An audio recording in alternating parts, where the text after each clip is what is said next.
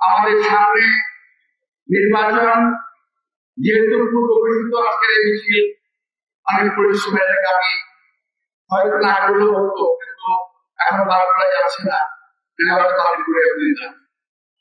তো দেশের বেগম খেলায় গিয়ে অসুস্থ করতে আসেন, উনি যেই কারণে অসুস্থ হলেন, যারা তাকে অসুস্থ করলেন, আমি বরং তাদের মনে মারা লাগাচ্ছি তাদের বিষয়টায়।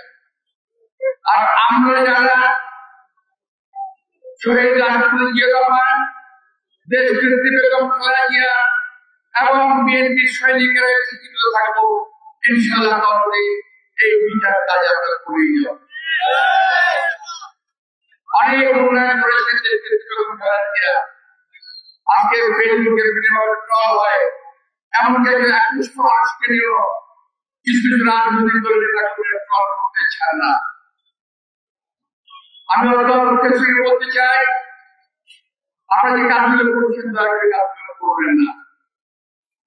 আপনারা আজকে মানুষের ঘরে ঘরে মহিলাদের পাঠাচ্ছেন, বিভ্রান্ত করছেন। আপনারা খেয়াল করবেন, কিছু কিছু মহিলা ঘরে ঘরে যায় যখন আমার ভাইয়েরা বাসায় থাকে না, যখন আমার চাচা খালুরা বাসায় থাকে না, তখন তারা সেখানে গিয়ে বাসায় ঢুকে মহিলাদেরকে বলে, যদি অমুক দলকে ভোট না দেন তাহলে জাহান্নামে যাবেন, আর যদি অমুক দলকে ভোট দেন তাহলে জান্নাতে যাবেন। মহিলা ভয় পেয়ে যায়, আমাদের মা বোনেরা ভয় পেয়ে যায়, তখন তারা কথা বলে ফেলে, তখন কথা দিলেন কিন্তু কোরআন শিখিয়ে কথা বলছেন, এইভাবে বিভ্রান্ত করছে, ধর্ম নিয়ে বিভিন্ন কথাবার্তা বলছে।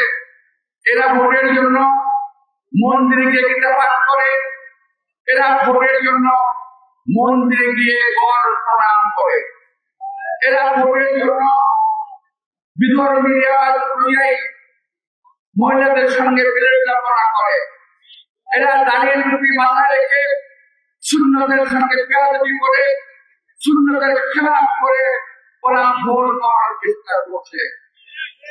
আমার ভাইয়েরা আপনাকে জানেন না, এরা পরিবারে বিশ্বাস করে, এরা মহব্বতে বিশ্বাস করে। আর মহব্বতের আকিদা ছিল, তারা বলতো ধর্মকে বিক্রি করে, ধর্মকে বিকৃত করে একটি ভোটের জন্য, ক্ষমতায় যাওয়ার জন্য এই দেশে নিরীহ ধর্মপ্রাণ মানুষকে কিভাবে বিভ্রান্ত করছে। তাই আসল দীর্ঘ 17 বছর আমরা আন্দোলন করেছি। বিএনপির এমন একটা নেতা কর্মী নাই যারা শান্তি মতো ঘরে থাকতে পেরেছে, বিএনপির এমন একটা নেতা কর্মী নাই যারা জেল খাটে নাই, অত্যাচারিত হয় নাই। আমাদের এলাকা থেকে সুজন, ফরহাদ, জনি এদেরকে গুম করা হয়েছে, খুন করা হয়েছে। এই 17 বছরের ইতিহাসে যারা দেশের জন্য, গণতন্ত্রের জন্য প্রাণ দিয়েছে, আজকে আমরা শ্রদ্ধার সঙ্গে তাদের স্মরণ করি।